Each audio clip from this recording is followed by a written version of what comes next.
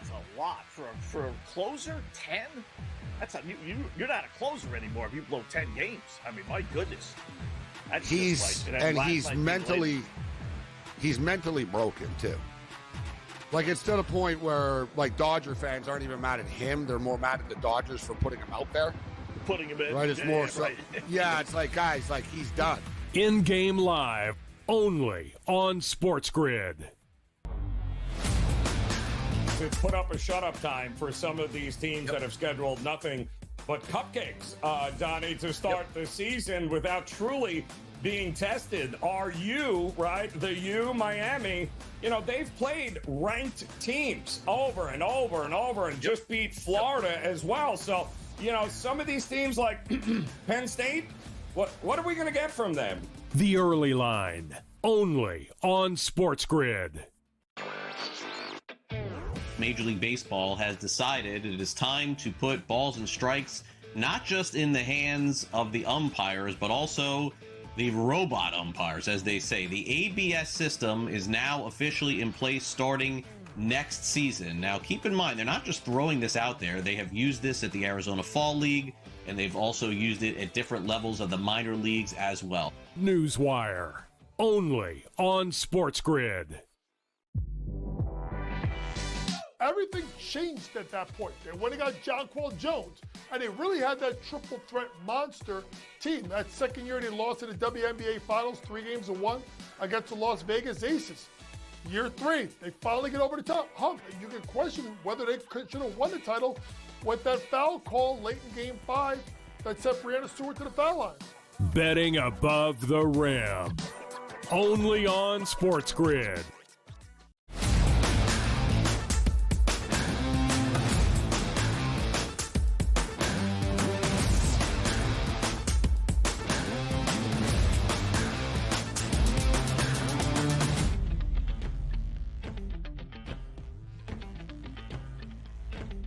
Armchair quarterback on a Monday morning. No better place to be than right here, right now on the SportsGrid Network and the Early Line. It's Donnie Rightside, and it's Joe Ranieri. The energy is high. We're feeling so good. We're ready to roll, and we're ready to kick off another doubleheader of NFL action this evening, which then leads us into 4 games in Major League Baseball for a Tuesday, 4 more games in Major League Baseball on a Wednesday. Then we're back to a fantastic Thursday in the NFL on Thursday Night Football in an NFC West battle, Joe. No better place to be. These are the times we love. Late September. Everything is working in our favor, Joe.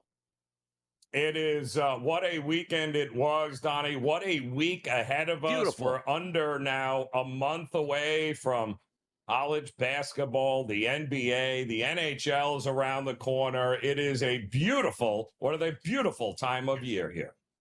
Absolutely beautiful time of the year. It's no more beautiful time than the early lineup on a Monday morning, which saw a 40-40 finish in Dallas. 40 for the Packers, 40 for the Cowboys. 3 touchdown passes for Jordan Love, 3 for Dak Prescott. An unbelievable game where the defenses decided we're not showing up in the second half. And my goodness, if this game would have ended on an incomplete pass inside the red zone for the Green Bay Packers, they get bailed out. Where's the home clock cooking for the Dallas Cowboys? Let that extra second run off, brother. Come on.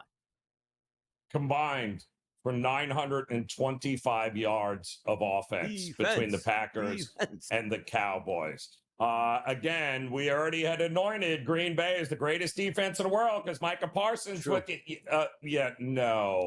did not work out that well. And they were lucky that they didn't run out of clock in overtime because Matt LaFleur's clock skills and time management are a bit head-scratching. But the good news for the Cowboys is we know you can't stop anybody.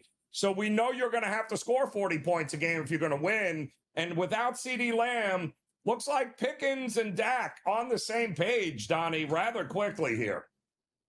Yeah, you know what? Hey, maybe that offense can turn around. You needed George Pickens to step up. He really did after having a big drop last week that led to an interception and just the way you go. But that's a formidable duo, as I say. If you can get back CeeDee Lamb sooner than later, that's actually a really good tie for the Dallas Cowboys because the expectations were most people thought they would get beat down on Sunday Night Football, and that's a really bad tie for the Green Bay Packers. Now, the loss in their division already to the division rival in the Green Bay Packers, or excuse me, the Detroit Lions. And then you also have the tie now against the Dallas Cowboys. I'll tell you where there wasn't a tie yesterday. That was the Kansas City Chiefs, 37-20 over the Baltimore Ravens. The Chiefs looked fantastic on offense, and Rashee Rice isn't even back yet. Patrick Mahomes, 4 touchdown passes, spurned that victory here. 20 points for the Ravens, which they scored on a long run late by Justice Hill. Cooper Rush came in the game, not just for backup duties, but for injury duty to Lamar Jackson, the injured Baltimore Ravens. Ouch, Joe. Yeah, no, I mean, the return of Xavier Worthy was the storyline of this game. We'll talk about how bad the Ravens are, but as far as Kansas City goes, that looked like a totally that much more like the Kansas City offense of old than what we had gotten the first 2 losses of the season. Juju Smith-Schuster, Isaiah Pacheco, Tyquan Thornton, Hollywood Brown. But Worthy opened up that entire offense by being able to stretch the field. They used to have that there with one guy named Tyreek Hill. Remember that? They were almost unstoppable. Well, that's what Worthy brought to the table for Kansas City. And they still have Rice coming back, Donnie, in a couple of weeks? Yeah. Yep.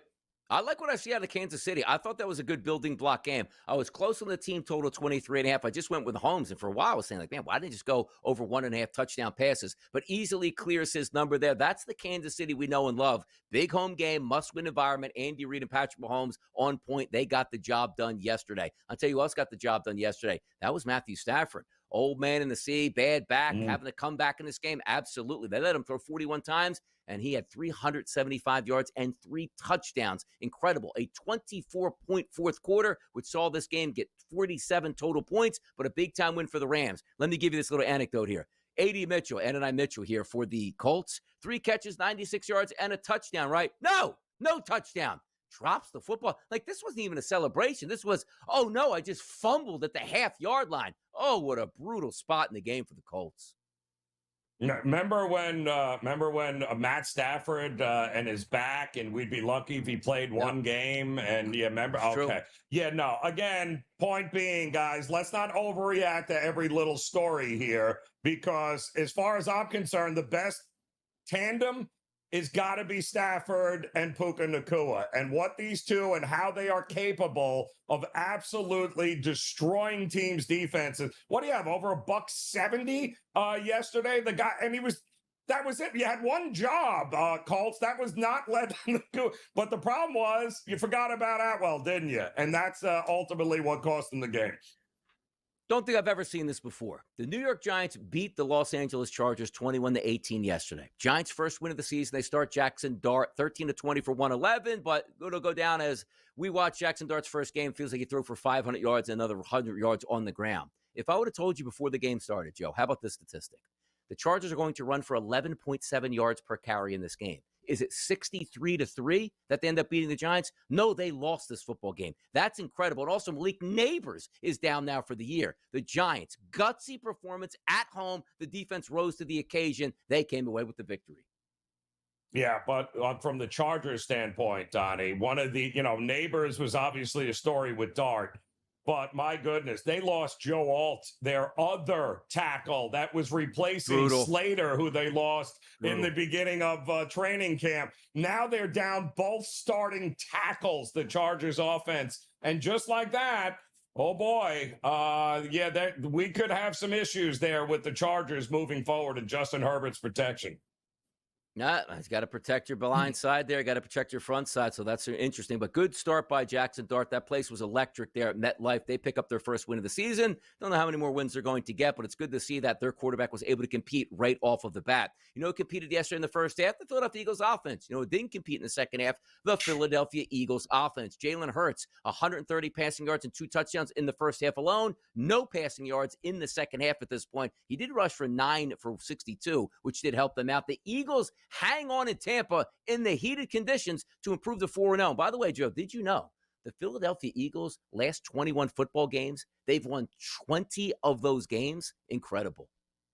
Yeah, no, the streak is good, but there will be regression at some point here because you've got to be more consistent on offense. And the problem, Donnie, is that they need to figure out how to open up the passing game. Otherwise, you can't have Saquon Barkley averaging 3.1 yards a carry. Yeah. That's not a recipe for success. So they better figure some things out. They were fortunate that, Baker couldn't come from behind once again yesterday, but boy, they did everything in their power to give Tampa the opportunity to win that game.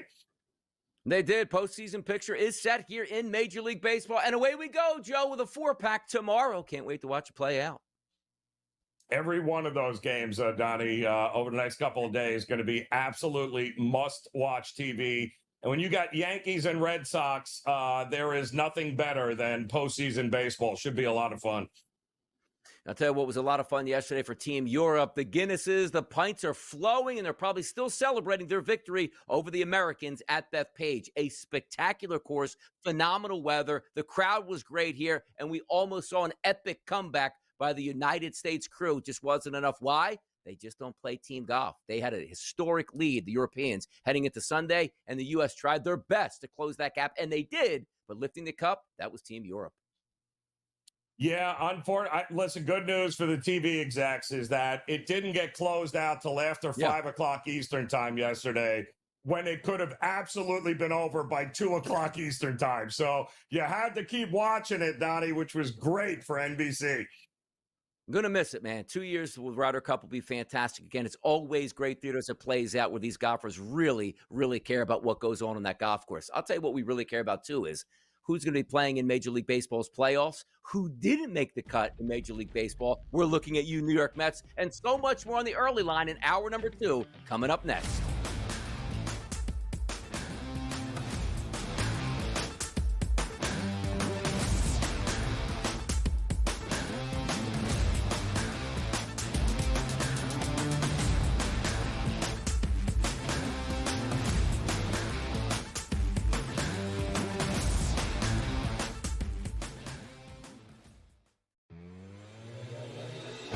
That's a lot for a closer. 10.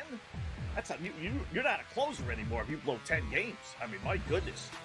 That's He's mentally broken too. Like, it's to the point where, like, Dodger fans aren't even mad at him; they're more mad at the Dodgers for putting him out there. Putting him in. Right? It's more so. Right. Yeah, it's like, guys, like, he's done. In-game live, only on SportsGrid. To put up a shut-up time for some of these teams that have scheduled nothing but cupcakes, Donnie, to start the season without truly being tested. Are you, right, Miami, they've played ranked teams over and over and over and just beat Florida as well. So, some of these teams like Penn State, what are we going to get from them? The early line, only on SportsGrid.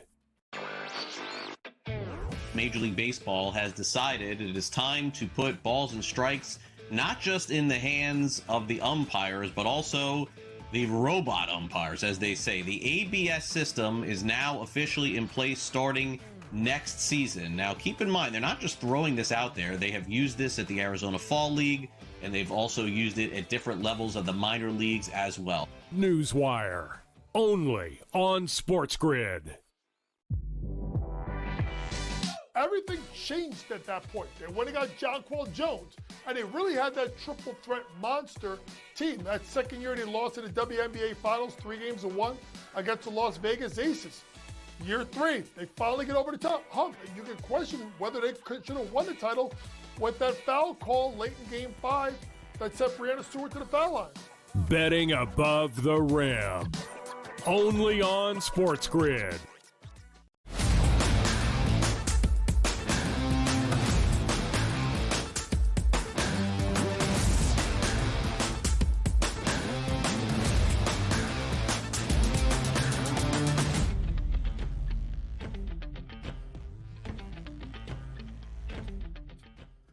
Right back in at hour number 2 in full effect. You know how we get down, people. We love the NFL. We do. We love college football. We do.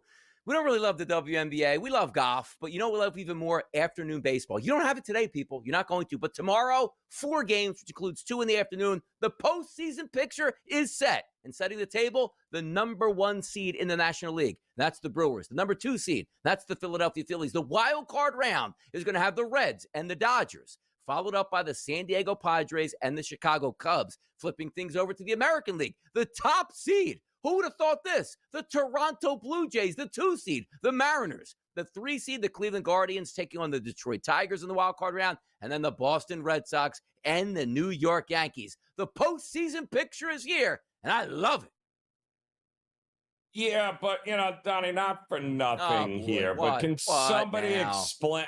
Saying, can somebody explain to me how a team that is tied for the best record in the American League is a number 4 seed?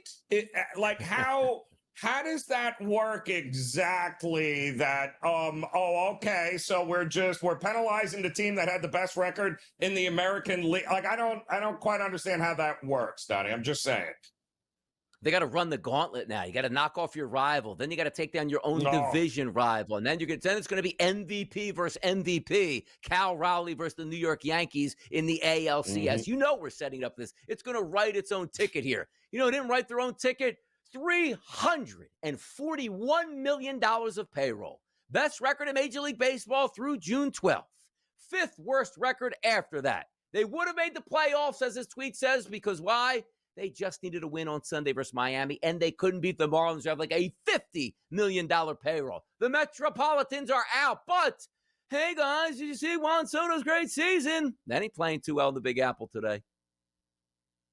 Yeah, the Mets. Well, at least they're making headlines, right, Donnie? There's always that. At least you get a little bang for your buck there, right? But except for Met fans will remind you each and every day from now until spring training next year on how you absolutely choked it away with a, $7 billion player that was all of a sudden good enough to make it to the World Series with the Yankees, but couldn't do it with the Mets. What a shame. And by the way, it took Pete Alonso exactly 30 minutes after his season ended yesterday to be like, yeah, I'll be opting out.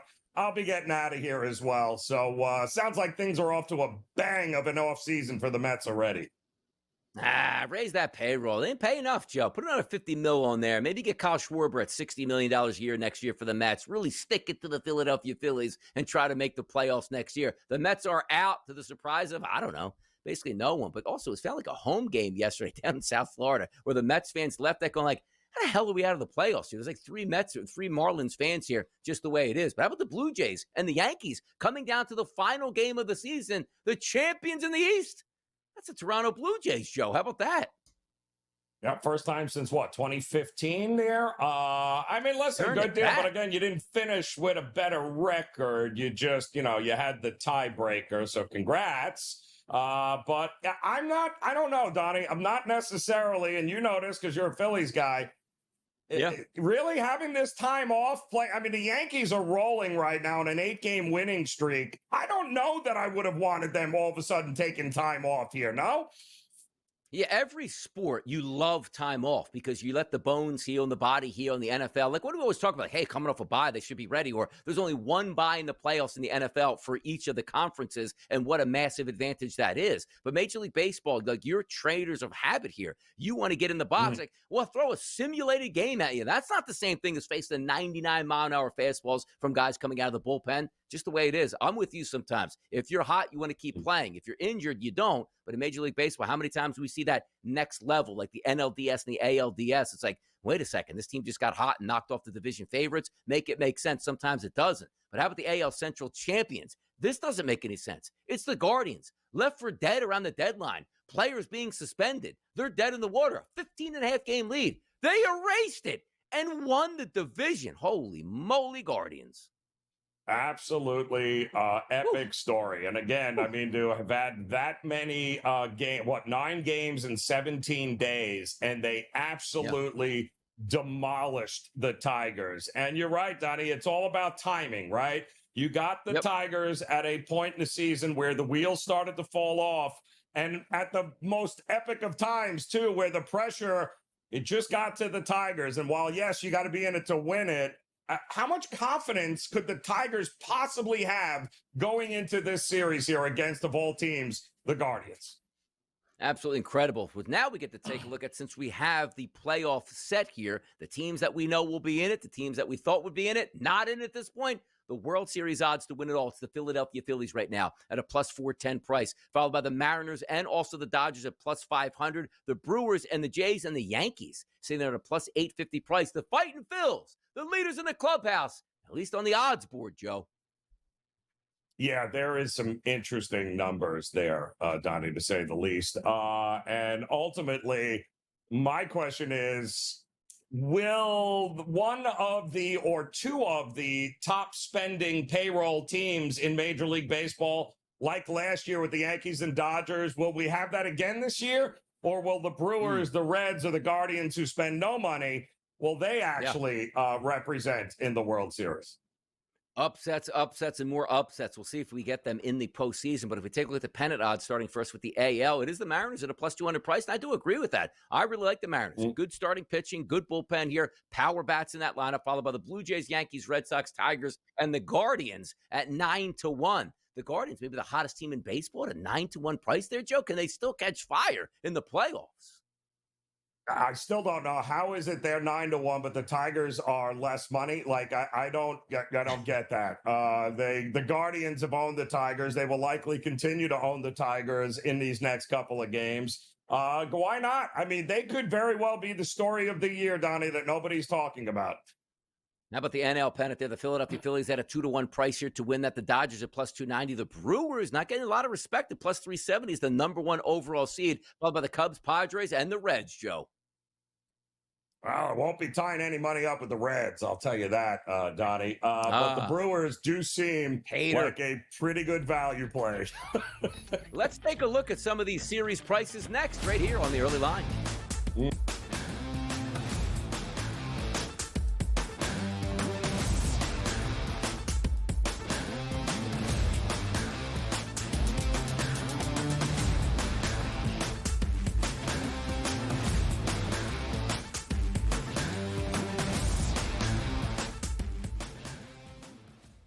Football contest season is back, and so is the Las Vegas Football Contest Show. Season 2, the sharpest football contest show in the land. Focusing on all three Circus Sports contests and the Westgate Superbook Super Contest, we handicap the games and release our contest picks every week of the season. Featuring Super Contest champions Brady Cannon, James Salinas, and former NFL player Mike Pritchard, all team will have you prepared this season like none other. Check us out every weekend right here on SportsGrid. That's a lot for a closer. 10. That's you're not a closer anymore if you blow 10 games. I mean, my goodness. That's he's mentally broken too. Like, it's to the point where, like, Dodger fans aren't even mad at him; they're more mad at the Dodgers for putting him out there. Putting him in. Right? It's more so. Right. Yeah, it's like, guys, like, he's done.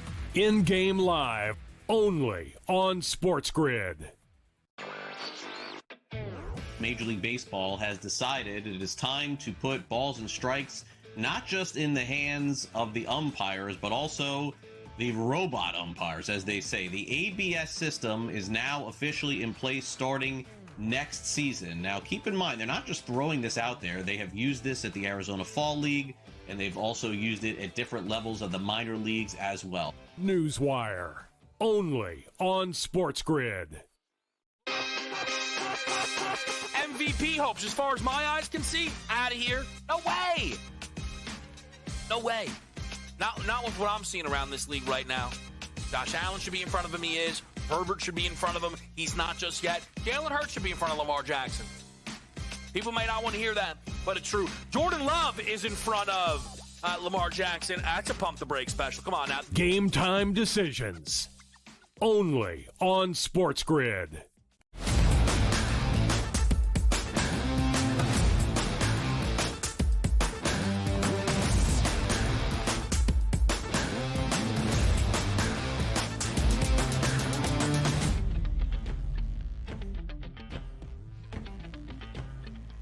Let's price a couple series out here, Joe Ranieri, to see if there's any value. And I always love postseason baseball. It's the one time, like, especially these short series, right? The first two series, we've got 3 games, 5 games. And you say to yourself, well, all hands on deck. Like, you're going to get starting pitchers, Joe, that go clean for 3 innings, let the first guy on, like, I know you usually go 6 innings, but we got to pull you this time. It's all hands on deck, which is always so crazy. Like you're betting like individualized props. I say, Donnie, you know what? I like an RBI prop today for this guy. Well, I think he's going to get 3 at-bats off of this pitcher and be able to hit a home run. You might be getting 1 at-bat 4 different ways off each pitcher here, which is always tough to handicap, which we always like to say, baseball playoffs usually have unders and totals. Now, we'll see what they are in the weather conditions tomorrow, but the series prices themselves, how about the Cubbies here going up against the Padres? They're a favorite at a minus 128 price. The Padres are a plus 104.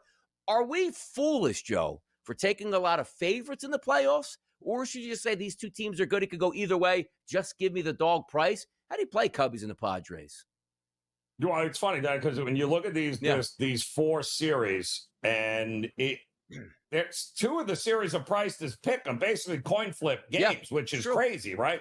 Outside of the Dodgers and Cincinnati, there really isn't. Yankees and Red Sox, good luck figuring it. I mean, we all know anything is possible in that series. So there's really one clear outlier series.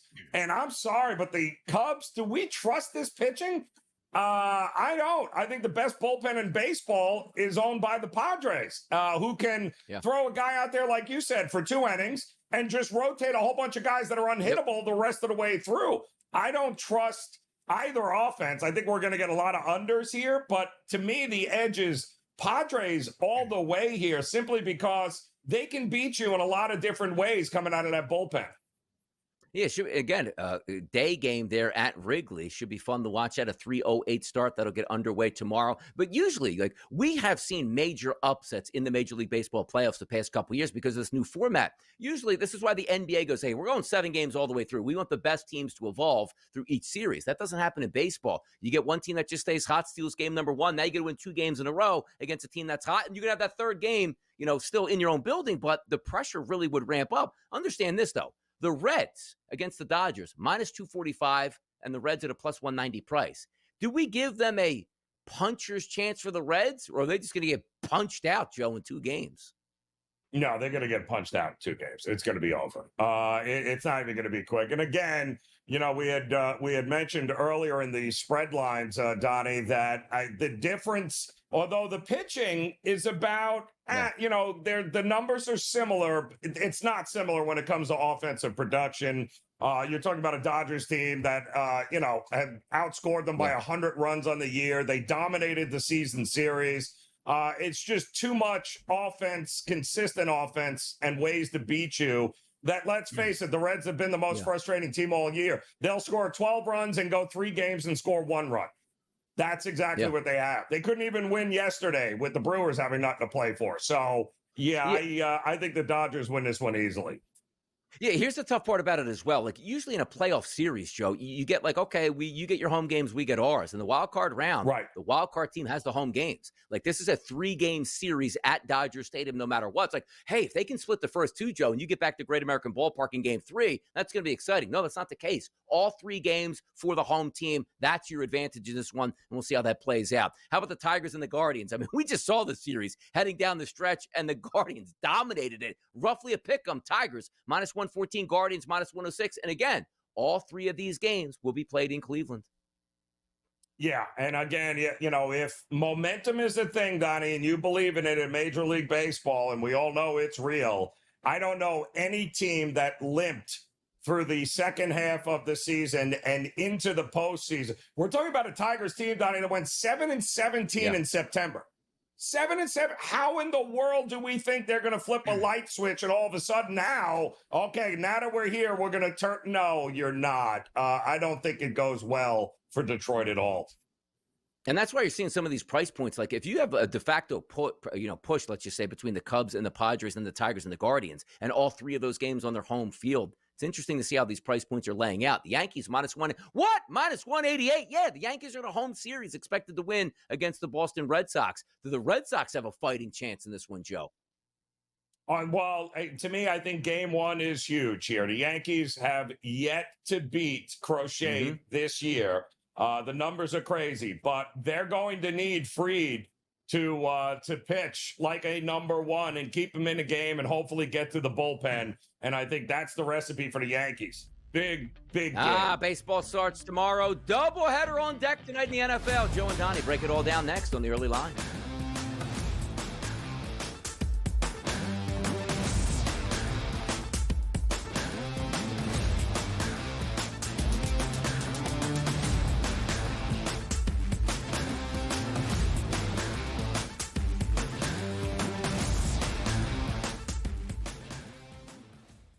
Football contest season is back, and so is the Las Vegas Football Contest Show. Season 2, the sharpest football contest show in the land. Focusing on all three Circus Sports contests and the Westgate Superbook Super Contest, we handicap the games and release our contest picks every week of the season. Featuring Super Contest champions Brady Cannon, James Salinas, and former NFL player Mike Pritchard, all team will have you prepared this season like none other. Check us out every weekend right here on SportsGrid.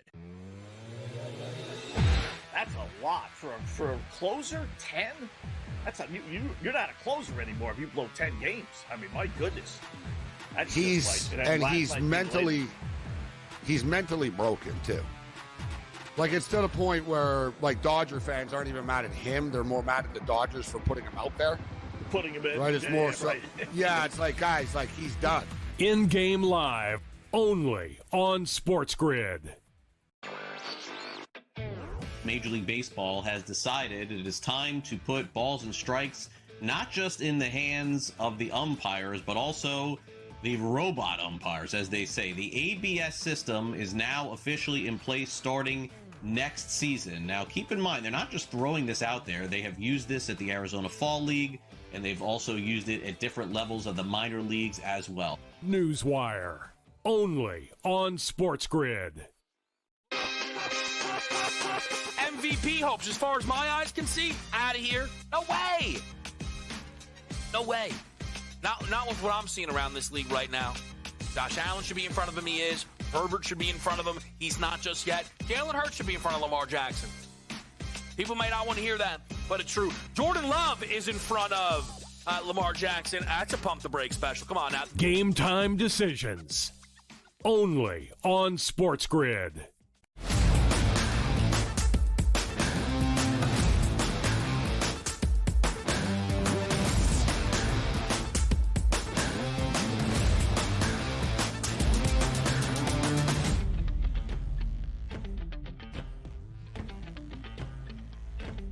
Doubleheader, Joe, tonight in NFL football. You know what I'd love to? Come on, man. 7:15, 8:15. Old-timers like myself, we can't be staying up till 10 o'clock and watch a football game. Play them side by side. And also understand this. Was the NFL smart to go like, I think we have to go side by side because these games might absolutely stink. So at least if one stinks, the other one might not stink. But if they both stink, at least you can have two games on at one time. Game number one, Joe, the Jets taking on the Miami Dolphins. This line opened up around 3. It now sits at 2.5. Still is a favorite to the Miami Dolphins. If you look at the total in this game, opened up 44.5, still sits at 44.5. Tua Tagovailoa will be the starting quarterback for the Miami Dolphins, and Justin Fields, off of a concussion, coming back into play for the Jets here. Tagovailoa, Fields, 44 to 45.5 as a total. What are the expectations tonight for you, Joe?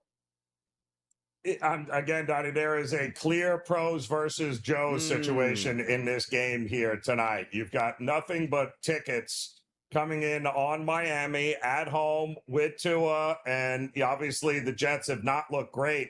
And this is a game that means, let's face it, the Jets as an organizational standpoint, Donnie, whether they win or lose this game, it's not, Aaron Glenn is not worried about his job. There is a clear path for the Jets from a cultural standpoint and everything else. So there's a lot of leeway here with the Jets. Miami? No.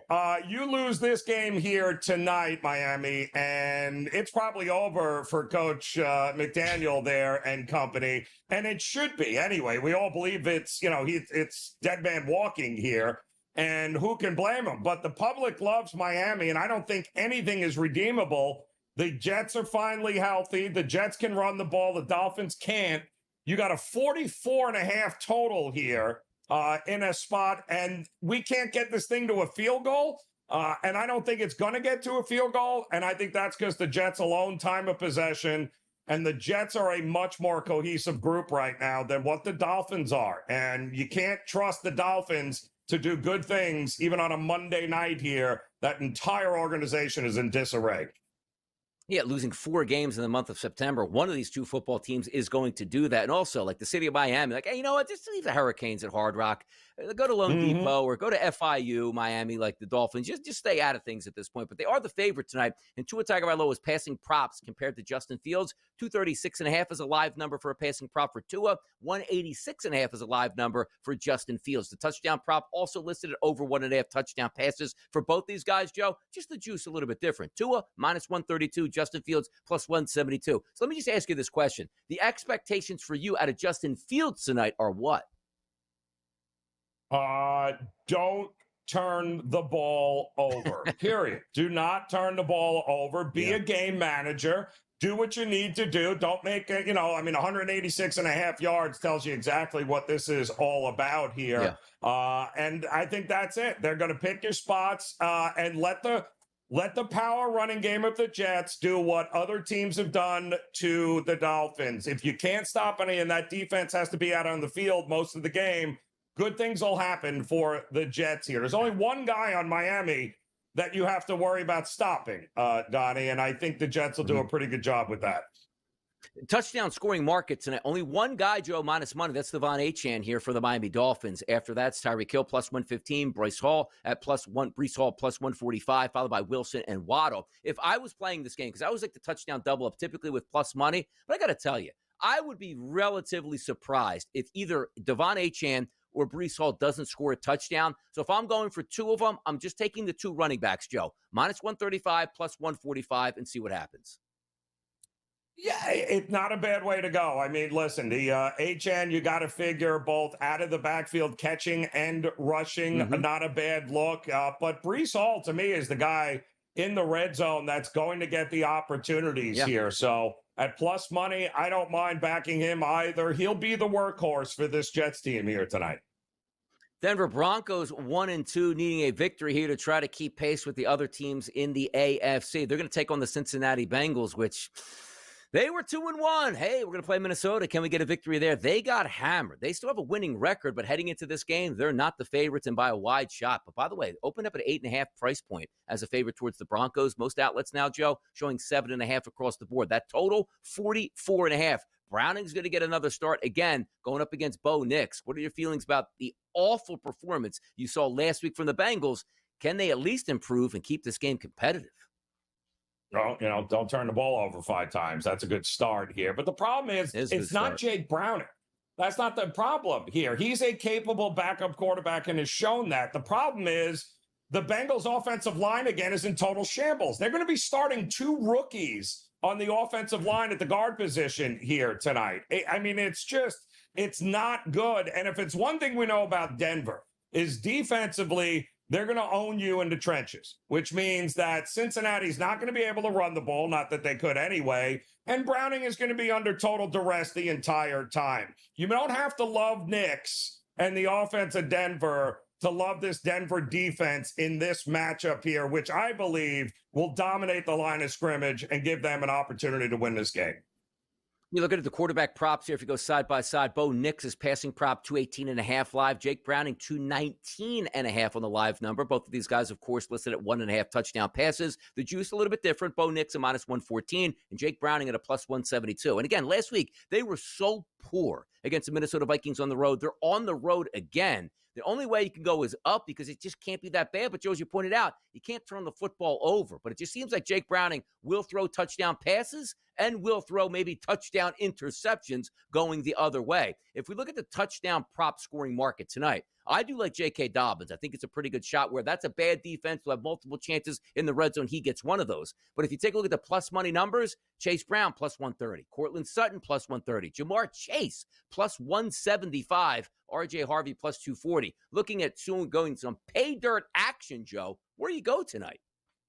Yeah, well, the only problem with Chase is Surtain is going to be all over him. We know that, which might open up the opportunity for maybe a T. Higgins situation here. Might not be worth a look here. But I do think Troy Franklin, maybe a little bit higher on the board, not a bad look as he has clearly become a favorite there of Bo Nix and Denver. But to me, if you're going running backs, Dobbins is going to get his opportunities, make no mistake about it. And I don't trust that Cincinnati defense, so Dobbins would be my choice. A little chalky, but it feels like he's going to find pay dirt here tonight. Like, the expectation is a loss tonight for the Bengals. The favorite says it over a touchdown. So do we see any extra yards in that fourth quarter? Like, Jamar Chase is 63.5. T. Higgins is 51.5. You go down the list. Let's see who else here. Yoshivas at 11.5. Is there a guy that you might be targeting from the Bengals side of things? Because for me, I look at the Denver Broncos. They'll be up, but you're probably throwing it all over the lot. Who can surprise you tonight for the Bengals? Yeah, well, the Bengals are going to need somebody to step up here. Preferably, it would be great if they could actually run the ball and take some pressure off of Browning. But I just don't see that happening. So it's got to be, Chase has got to be able to get away from Surtain. If it ain't him, I think it's got to be all about T. Higgins, who will have favorable matchups every place else on the field. So pick your poison, Denver. You're stopping Chase, you're going to stop Higgins. I don't think they can stop them both simultaneously here. I'll tell you what's an interesting price point in this game. You go into the rushing props. I'm not even looking at Chase Brown or J.K. Dobbins like the two lead dogs here. Jake Browning is listed at 9.5 as a rushing prop. You say, wait a second.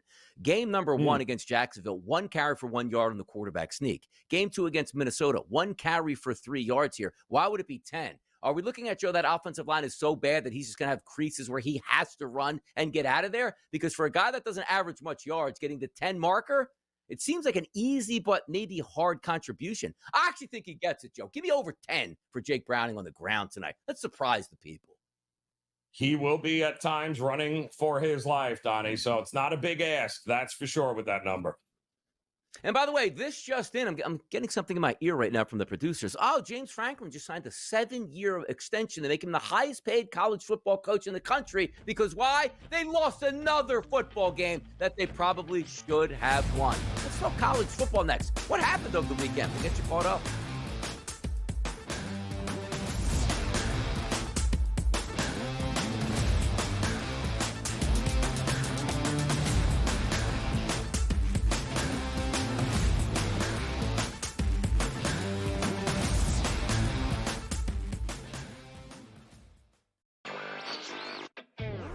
Two favorites are still the two favorites. So for me, it's just whether or not you got Herbert at a better price or if you think there's a better price to get at this point. But I mean, with the way Josh Allen plays and generally Lamar Jackson, it still does appear to be a two-player race. The only thing, obviously, this is an injury league, Adam, and in the NFL, an injury that keeps you out 4 or 5 games, all of a sudden, those odds will shift. Newswire, only on SportsGrid. Talk to me. Who are some of the guys? What are the keys for a victory here? Well, Joe, I mean, we have this one player. I mean, it's like having Tom Brady at quarterback in the Super Bowl. We've got Scotty Scheffler. I think the first key is that, and this is going to sound crazy, but I think we should play him in all 5 matches. It's just, I'm just throwing it out there. 15 wins in 2 years. We got to get him out there. The Early Line, only on SportsGrid. They know the minutia of game time decisions, when to call timeouts, when the kick, go for 2 and all that other stuff better than the head coaches, because the head coaches aren't watching 30, 35 games like sports fans are between college football and the NFL. All the head coaches are doing are watching game films. They may be watching 30 game films, but they're not watching game management. So the fan does know. In-game live, only on SportsGrid. Everything changed at that point. They went and got Jonquel Jones, and they really had that triple threat monster team. That second year they lost in the WNBA Finals, 3-1 against the Las Vegas Aces. Year 3, they finally get over the top hump. And you can question whether they should have won the title with that foul call late in Game 5 that sent Breanna Stewart to the foul line. Betting above the rim, only on SportsGrid.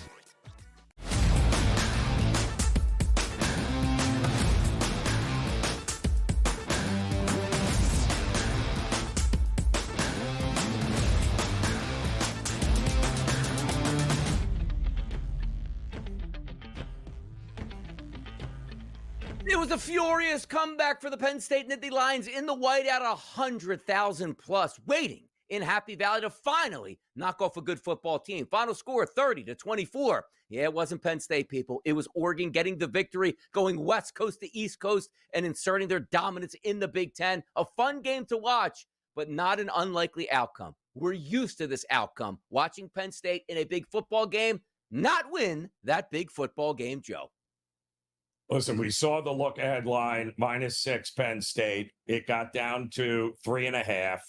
And I thought it was a gift getting the hook. Because quite honestly, Donnie, I didn't see either team winning by more than a field goal. Anyway, it felt like exactly what we got is kind of it. Only it went to overtime, and eventually Oregon was able to get it done here. But, you know, if it ain't broke, don't fix it, Donnie. 2-21 against top 6 teams as a head coach in college football. That is what James Franklin is. And you could see it, Donnie, because he plays these close games against the better competition.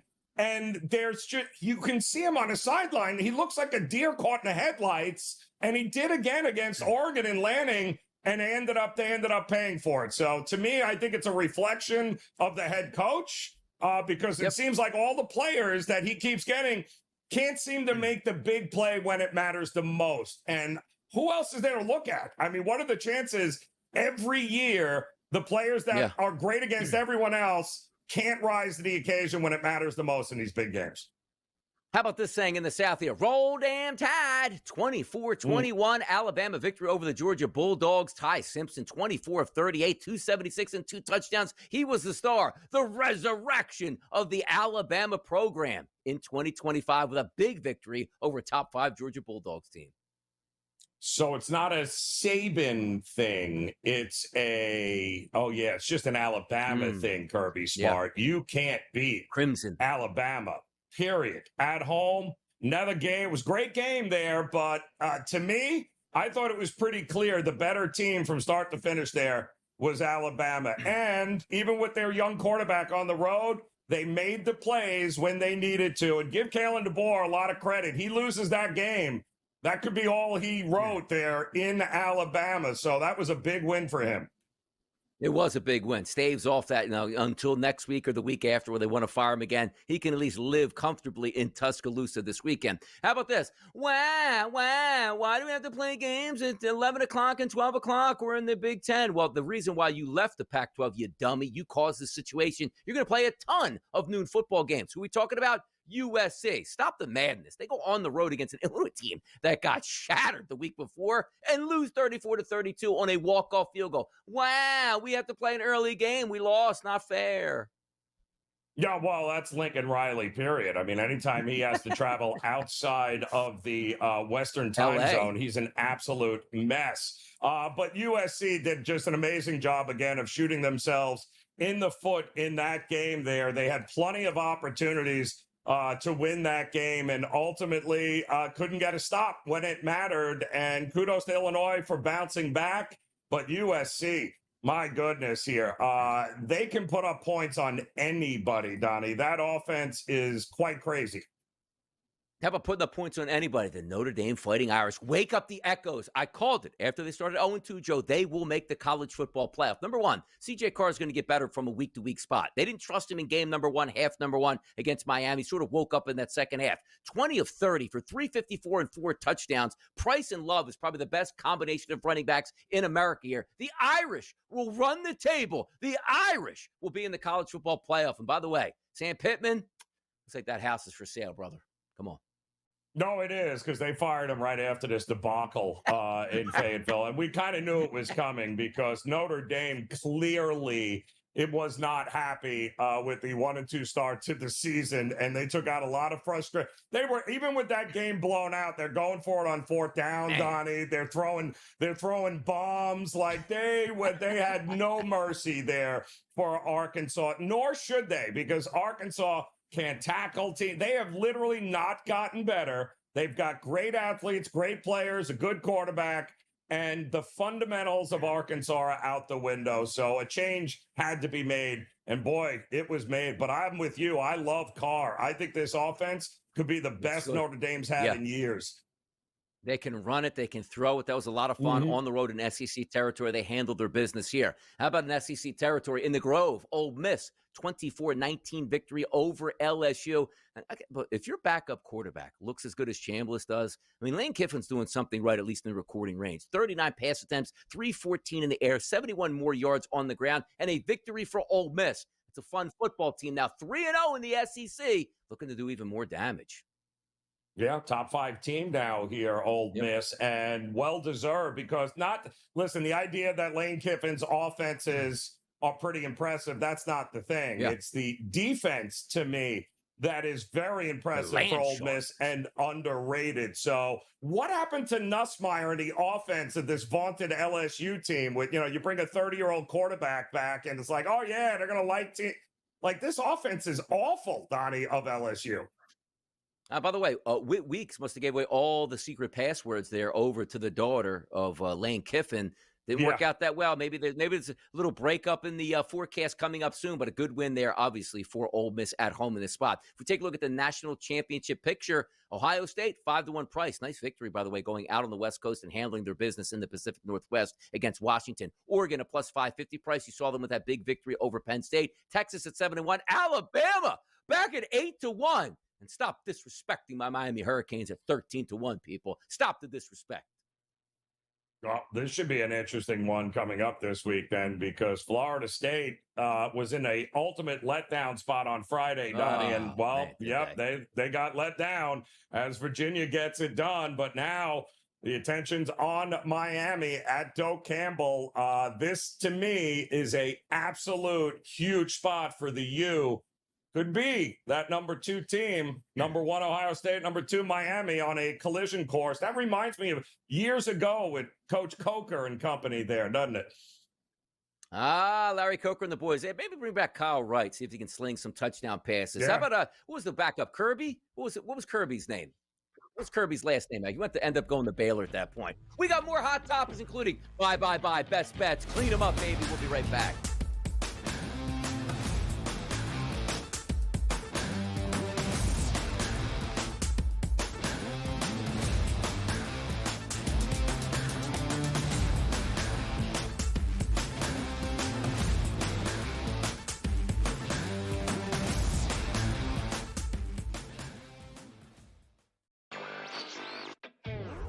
Favorites are still the 2 favorites. So for me, it's just whether or not you got Herbert at a better price or if you think there's a better price to get at this point. But I mean, with the way Josh Allen plays and generally Lamar Jackson, it still does appear to be a 2-player race. The only thing, obviously, this is an injury league, Adam, and in the NFL, an injury that keeps you out 4 or 5 games, all of a sudden, those odds will shift.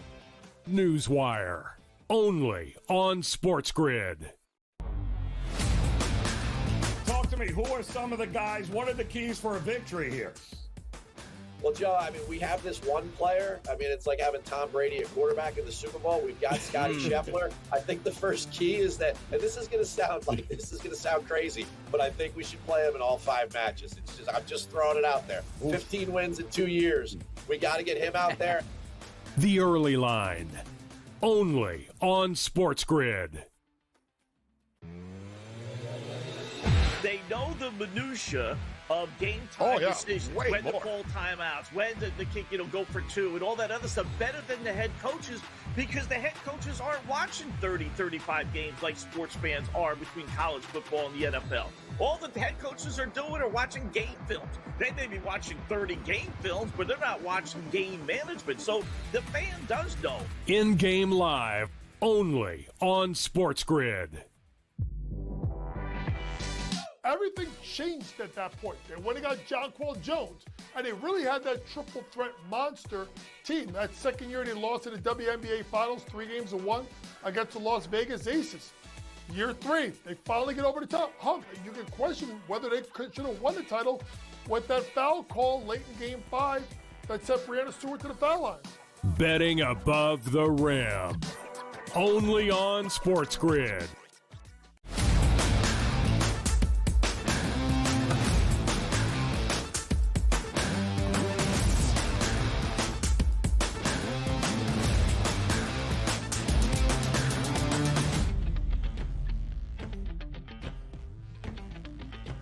Rolling for 2 hours is what we do specifically on a Monday right here on the Early Line on the Sports Grid Network. Armchair Quarterback. Get you caught up on what's going to happen tonight, but also go back to this weekend's action like we did in college football and also the NFL to get you that information that you need to know. Donnie Rightside and Joe Ranieri. But at this time, we like to reach out to the people and find out what they are talking about on a specific question that we asked. Here's Fade the Public.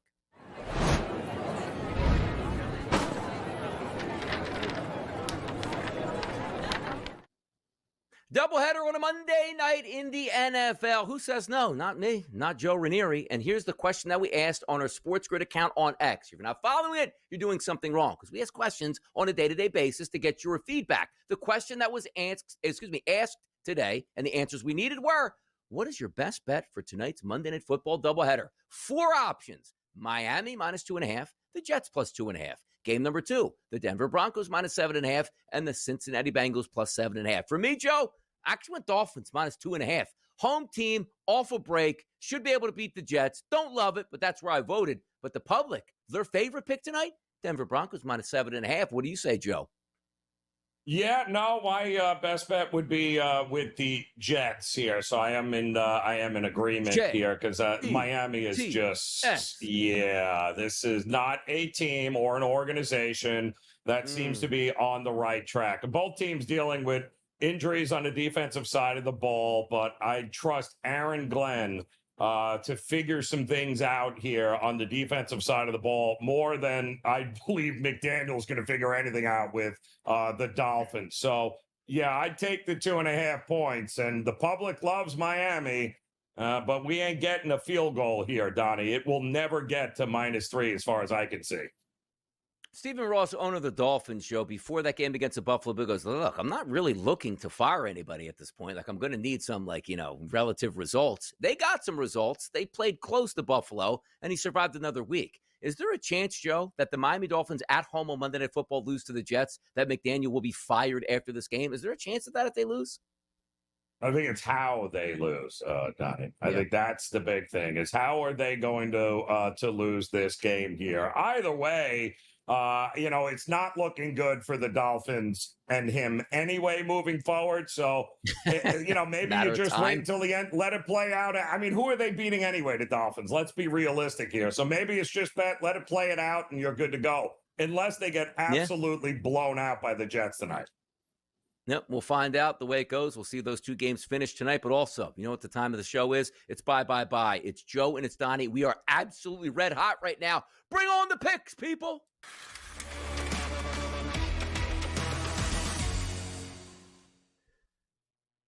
Two and oh. That's the only acceptable option. By the way, the last month or so of these bye picks, absolutely on fire. What do we got tonight, Joe?